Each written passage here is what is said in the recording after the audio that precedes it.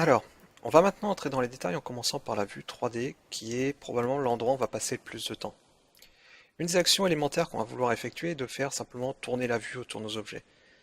Pour ce faire, on a simplement à faire un clic central avec la souris et à tirer dessus, comme ceci, ce qui nous permet d'orienter la vue un peu de la manière dont on souhaite.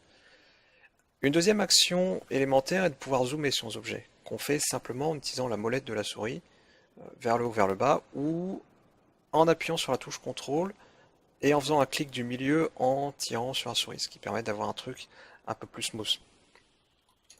Maintenant, la vue est orientée sur une manière assez arbitraire.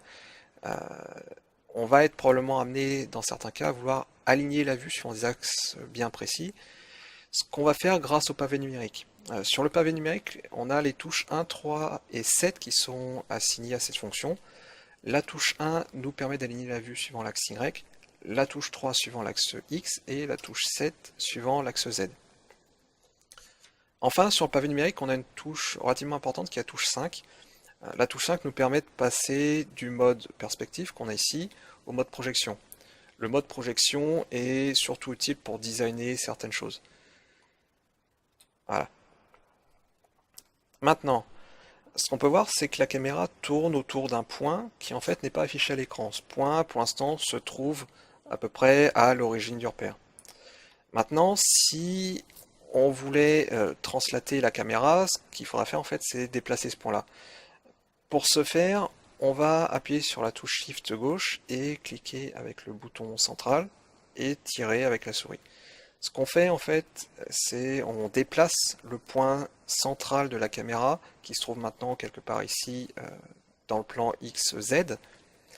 On voit là, on a vraiment bougé le point. Et ce point se déplace à chaque fois de manière parallèle au plan de l'écran. Ici. Maintenant, on a quand même des fonctions qui nous permettent de centrer la caméra de manière assez précise. La fonction que j'utilise principalement, c'est le point sur le pavé numérique, qui nous permet de centrer la caméra sur la sélection en cours, comme là. On a d'autres manières de faire.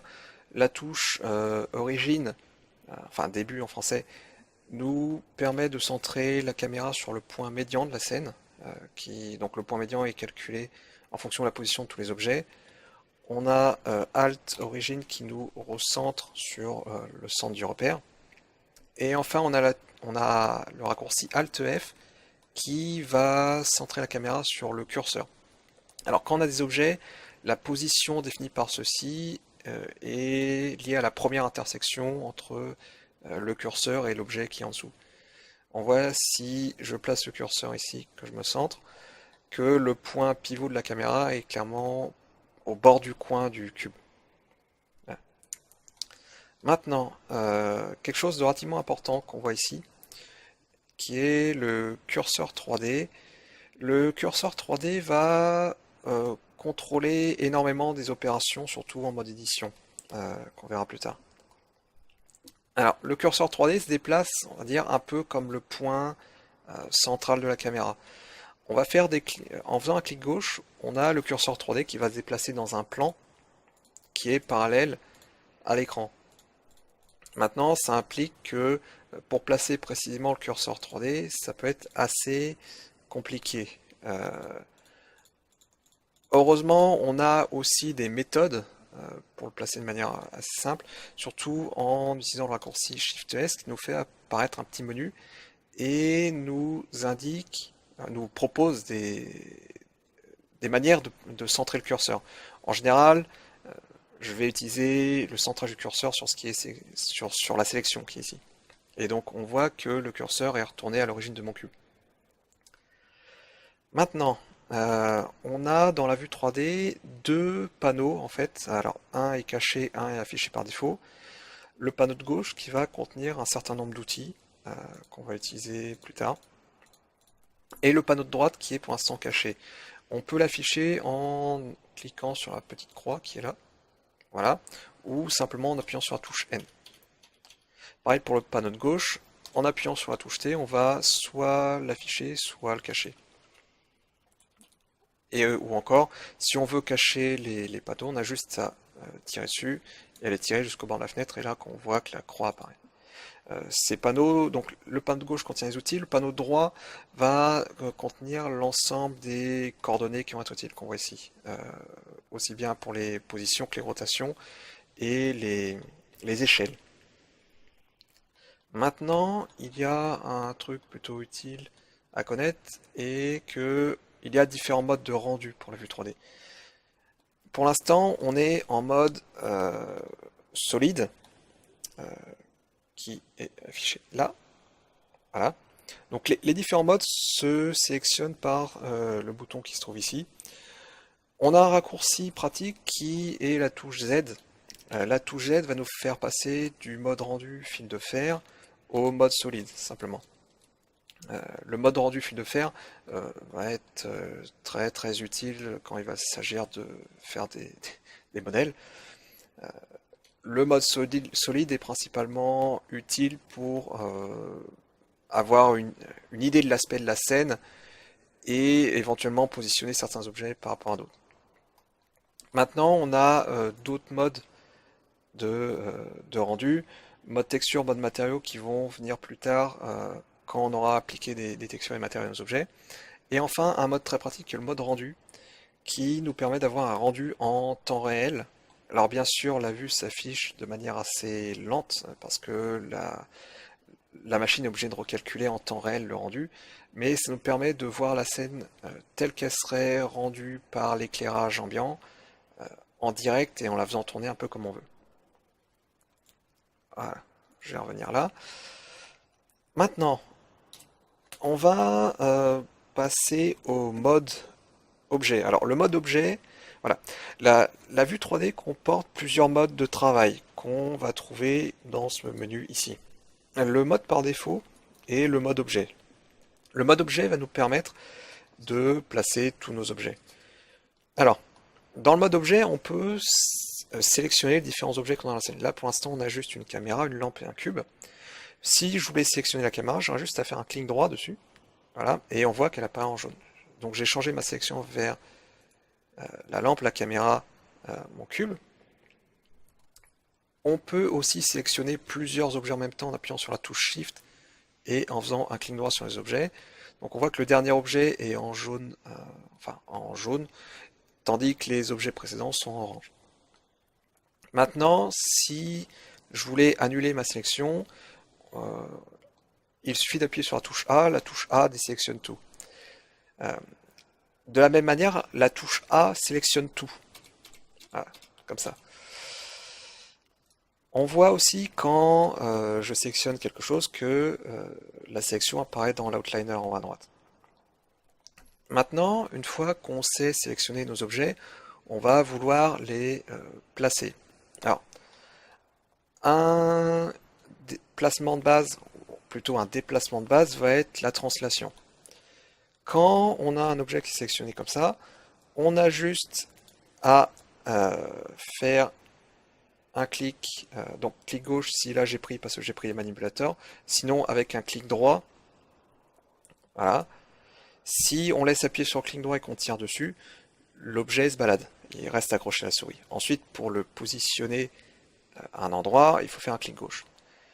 Maintenant, c'est pas ce que je vais utiliser le plus régulièrement. Principalement, ce que j'utilise, c'est la touche G, G pour grab, qui donne le même effet. Mais l'avantage, c'est que on va se servir du clavier énormément par la suite, et on l'a tout le temps sous la main. Voilà. Alors, je vais replacer mon objet à l'origine. Voilà. Maintenant, une fois... alors, la translation, c'est une chose, mais on va aussi être amené à faire des rotations de nos objets. Donc la rotation se fait par la touche R, principalement. Donc là, j'appuie sur la touche R, on voit que on a deux flèches qui sont apparues autour du curseur, qui nous indiquent qu'on est en train de faire une rotation.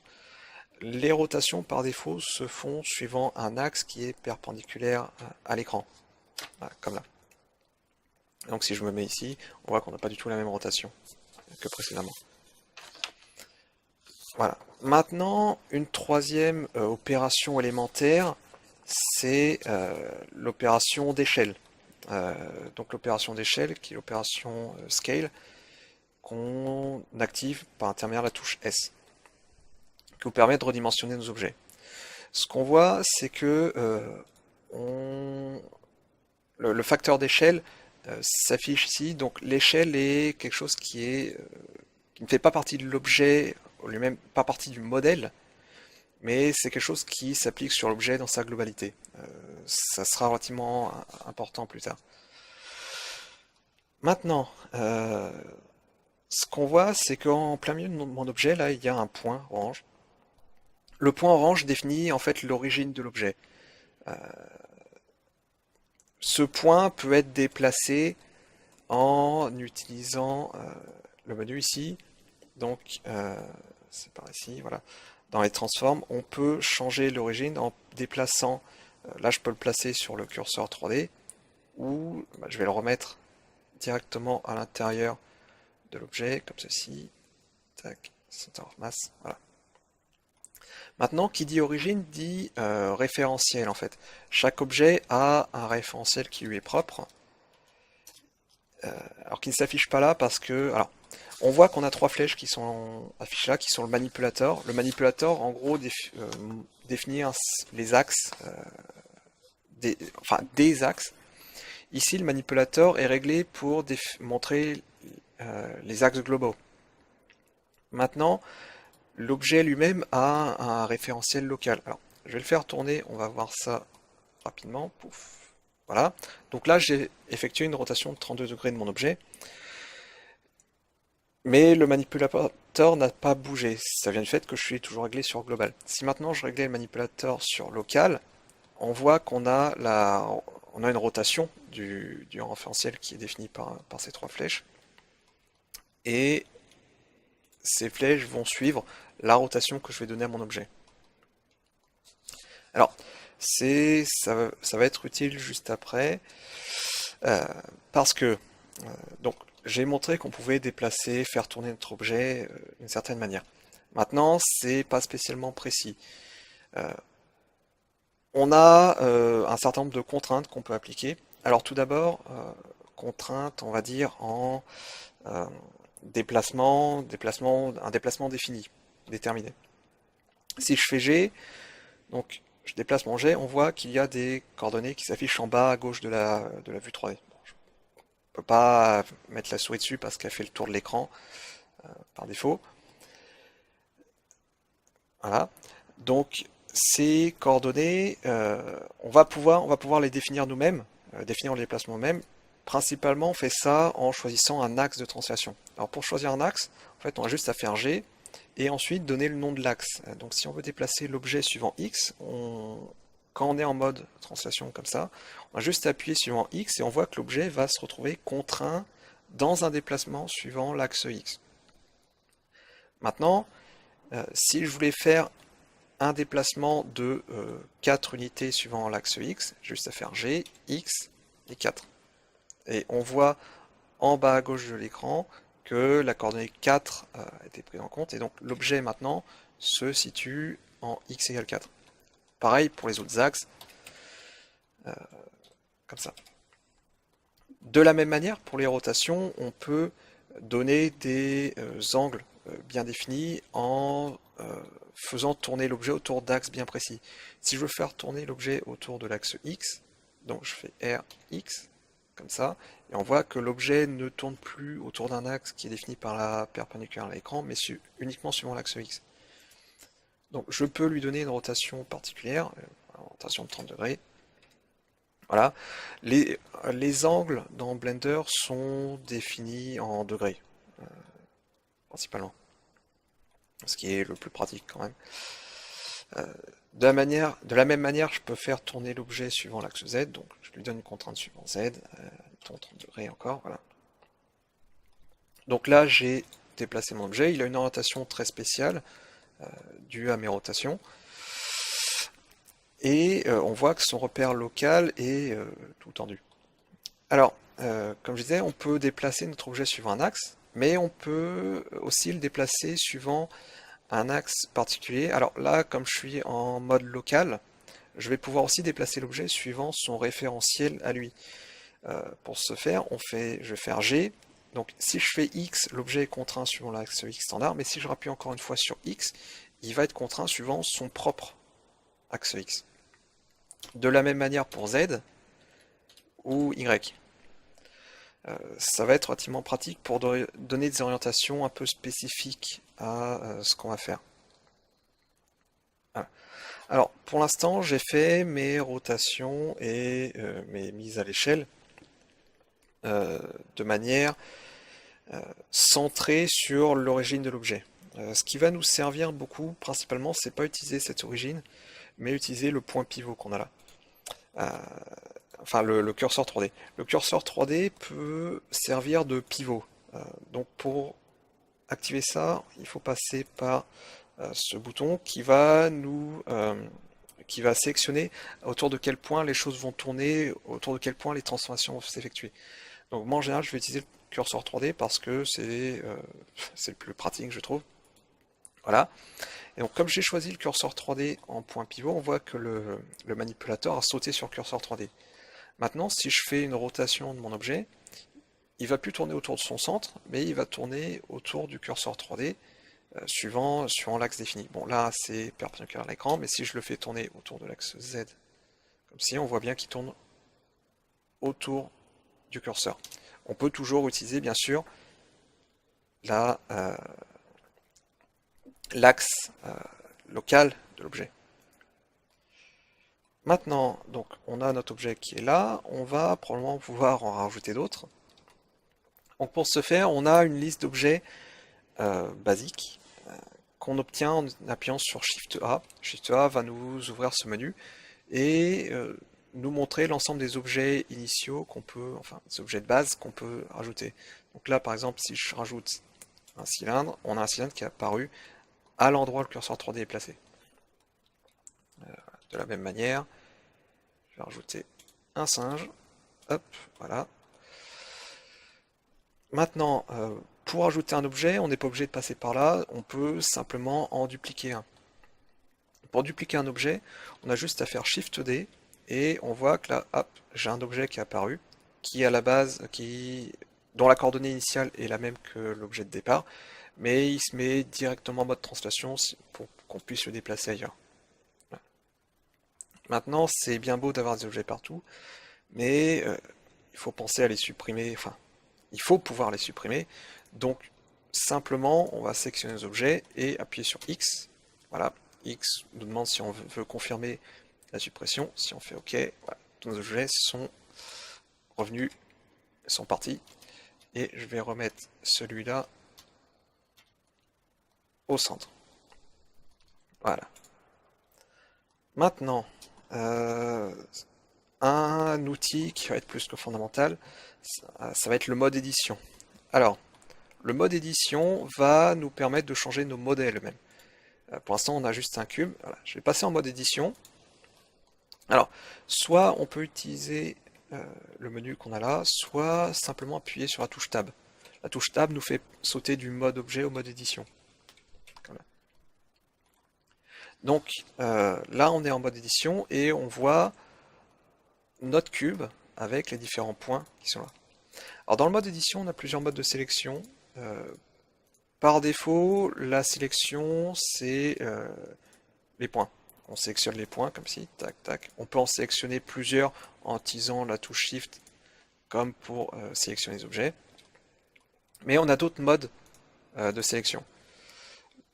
Les trois modes de sélection se trouvent ici. Donc le deuxième mode, c'est sélectionner des côtés, donc qui correspond à sélectionner deux points en même temps. Si je repasse en mode point, on voit que j'en ai deux qui sont sélectionnés. Un troisième mode, c'est le mode face. Donc on peut sélectionner directement les faces de nos objets. Voilà, comme ici. En général, pour faire ça proprement, on va quand même passer par la vue solide qui nous permet de cacher ce qu'il y a derrière. Parce que sinon, par exemple, pousser le manipulateur, pour savoir exactement laquelle des deux faces c'est celle qu'on veut. Bon là c'est cubique, donc ça se voit bien, mais en général ça peut être assez compliqué quand on a des mèches assez complexes. Voilà. Maintenant, donc ça c'est les faces. On a deux types de faces principales. Euh, Ici, donc là, on va dire le type de face le plus utile, euh, alors, disons le plus pratique à utiliser, c'est les quadrilatères. Quadrilatères qui sont définis par 4 points. Maintenant, on peut avoir des faces qui sont, disons que la face de base n'est pas le quadrilatère. Techniquement, c'est des triangles. Dans toute l'infographie 3D, les modèles sont rendus par des triangles. Dans tout ce qui est jeux vidéo, CAE et tout, en fait, tout est transformé en triangle quelque part. Alors, je vais transformer ça en triangle, si je retrouve l'option.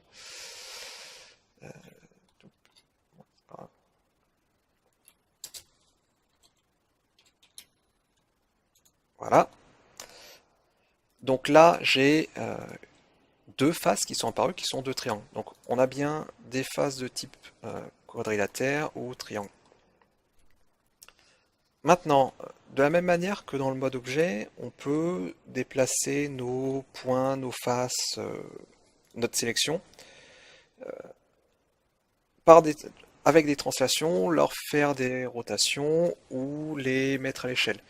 Donc, par exemple, si je prends mon vertex qui est là, si je fais G, voilà, je peux le déplacer comme je veux de la même manière que précédemment. Je peux aussi le déplacer suivant un axe, comme avant.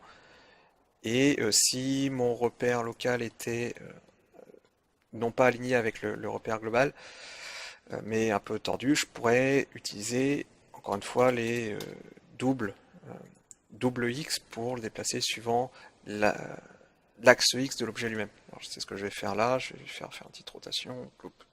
Voilà, voilà, donc là voilà, je peux déplacer mon vertex suivant l'axe X de l'objet. Voilà. Je vais le remettre à 0. Donc, voilà. Donc les translations, les rotations de la même manière vont tourner autour du point pivot qu'on a sélectionné. Donc ici mon point pivot c'est mon curseur 3D. On peut leur faire des rotations de la même manière suivant les axes. On peut faire des mises à l'échelle. Donc les mises à l'échelle sont très pratiques parce que ça nous permet de ramener tout un tas de points au pivot par exemple. Si je fais une mise à l'échelle comme ça et que je tape 0, paf, on a tous mes points qui arrivent au même endroit. Voilà. Donc, je vais les remettre là. Maintenant, donc on a un mesh. Ça suffit pas à. Disons que les modèles de base ne sont pas suffisants pour ce dont on a besoin en général. Et donc, ce qu'on va faire, bah, c'est les modifier. Donc, l'opération de base, on va dire, c'est l'extrusion.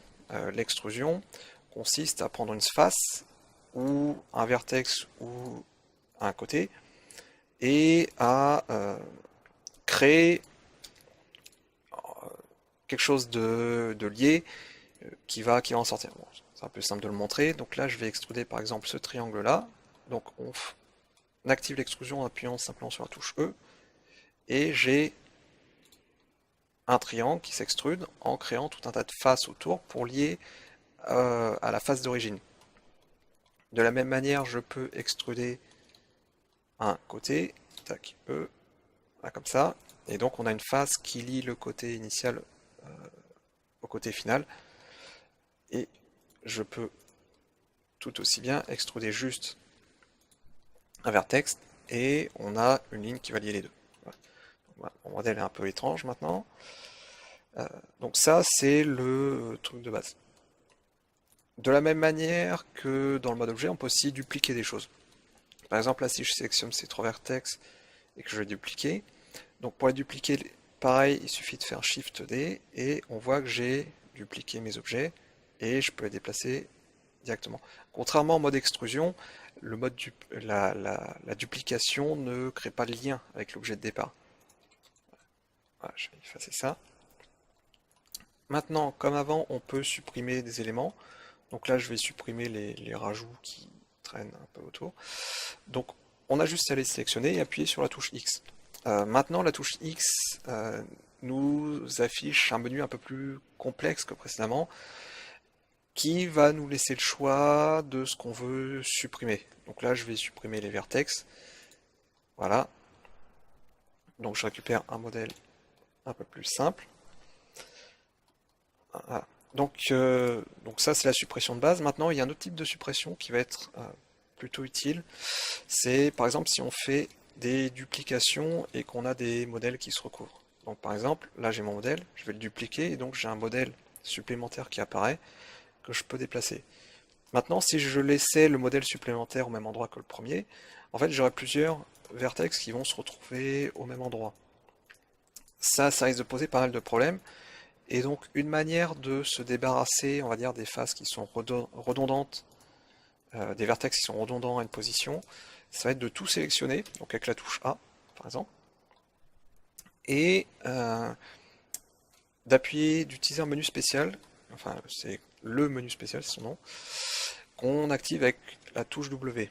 Donc là on a tout un tas de commandes qui apparaissent, mais celle qui va m'intéresser ici, c'est Remove Doubles, qui va en fait retirer les vertex qui sont en double en un point donné. Voilà, et donc là on voit que le soft nous inforce qu'il a retiré 11 vertex, et on ne garde que plus que le modèle de base, vu que l'autre était strictement au même endroit. Alors, maintenant, si on voulait créer des faces, au lieu de supprimer, la manière dont on procède est relativement simple. Donc je vais extruder un vertex, pour avoir là, pouf. Donc si par exemple je voulais faire un triangle entre ces trois vertex, je vais simplement les sélectionner et appuyer sur la touche F. Et donc là on a une face qui est apparue, simplement. De la même manière, on peut faire des quadrilatères. Donc là je vais prendre ce vertex là, celui-là, pouf. Voilà, et si je sélectionne les 4 et que je fais F, on a un quadrilatère qui apparaît. Maintenant, Blender gère aussi les polygones à plusieurs côtés. C'est quelque chose qui peut servir, surtout à boucher des trous. C'est un outil que j'utilise très peu parce que je préfère avoir un contrôle un peu plus propre sur mes faces. Donc, pour avoir ce type de polygone, on a juste à sélectionner une boucle comme ça. Et si on fait F, Blender se débrouille pour remplir. Maintenant, on voit qu'il y a bien des triangles dans ce truc-là. Le problème, c'est qu'on ne contrôle pas vraiment la position de ces triangles. Et donc, si je triangularise ça, voilà, on voit que les triangles sont un peu de manière un peu chaotique et pas forcément à l'endroit où on les voudrait. En général, ce qu'on veut en plus, c'est avoir un maximum de quadrilatères et pas forcément des triangles. Voilà, donc je vais supprimer ça. Pop, pop, pop. Voilà. Donc là, je vais supprimer les faces directement, pas les vertex, ce qui permet de me conserver les deux vertex qui sont là, même s'ils étaient techniquement sélectionnés. Alors, quelque chose de très important, un concept qui va être très utile surtout, ça va être le concept de boucle. Donc, je vais en créer une. Voilà. Les boucles, bah, en gros, c'est simplement des côtés qui forment une boucle, comme ceci. Les boucles vont devenir très importantes plus tard parce qu'elles nous permettent de rajouter de la géométrie de manière simple et surtout de sélectionner de la géométrie. Euh, Par exemple, si on a directement le moyen de sélectionner des boucles, donc il suffit de faire Alt droit et on voit que j'ai directement sélectionné la boucle correspondante. De la même manière, donc comme je disais, on peut modifier la géométrie simplement parce que les boucles, comme elles lient des faces qui sont, on va dire, en prolongement, on peut supprimer des boucles, en créer directement. Par exemple, là, si je fais X, supprimer la boucle, on voit que la boucle a disparu et les faces se sont liées de manière propre. Donc ça va devenir extrêmement important par la suite. Voilà. Ok, donc je vais maintenant parler d'un truc un peu plus spécifique qui est les modifiers. Donc là on va passer du côté du panneau des boutons. Les modifiers se trouvent par ici, au niveau de la clé à molette. Alors c'est des outils qui en fait vont modifier le mesh de manière procédurale, si on peut dire. Donc pour ajouter un modifier, on a juste à cliquer là-dessus. Alors on voit il y en a un certain nombre. On va pas tous les utiliser, beaucoup servent à faire des déformations et à jouer avec le moteur physique du soft. Parmi les modifiers les plus importants, on va avoir par exemple le mirror. Alors le mirror, je vais placer mon mesh comme ça, tac, voilà. Le mirror nous permet de faire un miroir de notre objet suivant un axe ou plusieurs qu'on définit. Donc là, on a un effet miroir suivant l'axe X. On pourrait l'avoir suivant l'axe Y. Je vais déplacer mon mesh. Voilà. Je vais mettre un peu plus haut. Ou suivant l'axe Z, comme ça. On peut aussi avoir les trois à la fois. Ça va être relativement pratique pour gagner du temps. En général, on va avoir des choses qui vont être symétriques et on peut se permettre de modéliser que la moitié et ensuite de faire un effet miroir dessus. Voilà. Donc ça, on va dire, c'est un des modifiers de base. Un autre qui va être très important, c'est le réseau. Alors, surtout dans notre cas, le réseau va nous permettre de faire des réseaux d'objets. Hein. Donc on a juste à les placer, donner l'offset correspondant, et ensuite à en mettre le nombre. Donc là, on a juste un réseau simple, et on peut ajouter des modifiers en plus par-dessus. Voilà, et donc là, je vais faire mon réseau suivant l'axe Y, et donc on voit que j'ai un réseau bidimensionnel de mon modèle qui est apparu. Bien sûr, comme c'est quelque chose qui se contente de dupliquer, toutes les modifications qu'on va faire sur le truc initial va se répercuter instantanément, comme ça. Voilà. Enfin, un troisième modifier qui va être relativement important, ça va être celui de subdivision. Le modifier de subdivision va en gros nous... Alors, il y a deux méthodes de fonctionnement, soit il subdivise les faces, donc on voit ici, il a juste subdivisé toutes les faces, soit il les subdivise en smoothant un peu le mesh. Ça va servir beaucoup à faire tout un tas d'arrondis. Par exemple, je vais effacer mon objet, et un centre, je vais rajouter un cube. Voilà. Si dessus je mets un subdivision, surface, voilà, et que j'augmente le nombre de faces de subdivision, on voit que à partir d'un cube, je suis arrivé quasiment à une balle. Maintenant, ce modifier de subdivision s'adapte à... Disons que la géométrie initiale influe sur l'objet final. Donc là, par exemple, j'ai juste étiré mon cube pour avoir un parallélépipède, et j'obtiens un ellipsoïde. Et si je rajoute des faces en plein milieu, si je rajoute une loupe, on voit que ça a un impact sur l'objet final. Pareillement, si je prends ça et que je vais faire un petit facteur d'échelle, on obtient un genre de je sais pas, de truc pour poser les balles de golf. Et on voit qu'en fait le modifier va faire quasiment un genre d'interpolation. Les phases vont passer entre les deux. Donc ça marche par, suivant le poids, suivant les distances des différentes phases. Ça va être relativement important pour tout ce qui va être particules arrondies plus tard. Donc bon, voilà, c'est tout pour les bases de la vue 3D. On verra des détails dans les exemples, les cas d'école, parce qu'il y a énormément de choses à raconter. Donc on verra ça un peu plus tard.